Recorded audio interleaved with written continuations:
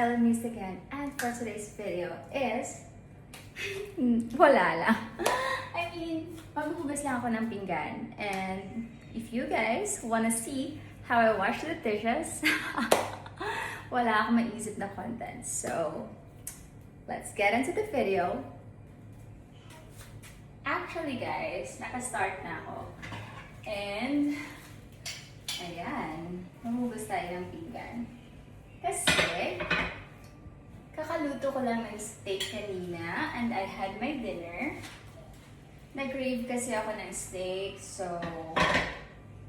nagluto na lang ako dito. Kasi naman, gumastos pa ako ng libo-libo sa mga mamahaling restaurants. Almost the same lang naman yung process o yung lasa ng steak.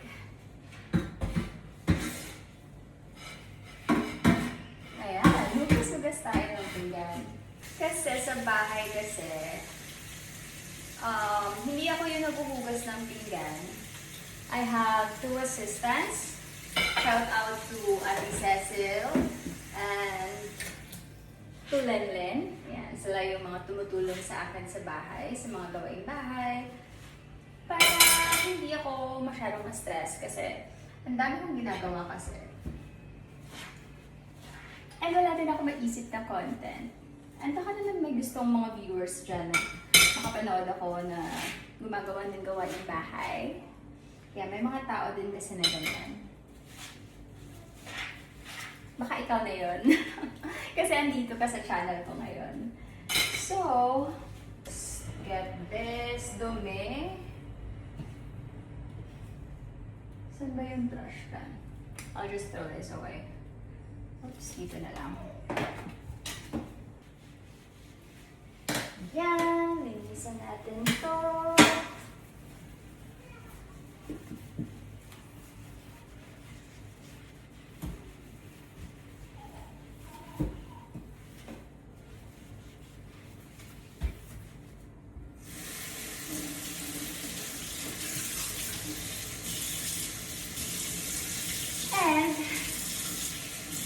Ikaw, kung nanonood ka man ngayon, thank you sa panonood ng mga YouTube videos ko. I'm so thankful kasi kahit na wala namang silbi, di ba, mga videos ko ay marami ka rin sumusuporta. Thank you guys. And the princess.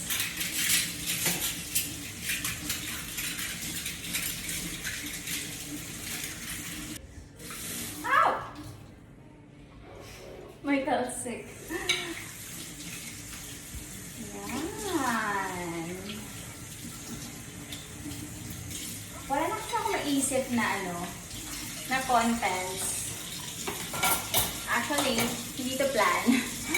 Maghuhugas lang talaga ako ng pinggan, tapos mag-video. And ayun, naging vlog na lang. So, ikaw, kung nanonood ka nito, thank you. Kasi alam ko naman na minsan walang kwenta yung mga videos na ginagawa ko. But still, andito ka pa din. Sumusuporta sa akin. And I'm so thankful for that. Pwede na ba mag-asawa?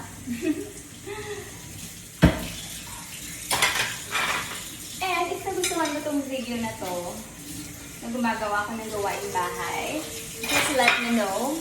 And suggest kung ano yung gusto nyong mapanood. Malapit na tayong matapos. And I'm done. Just clean this.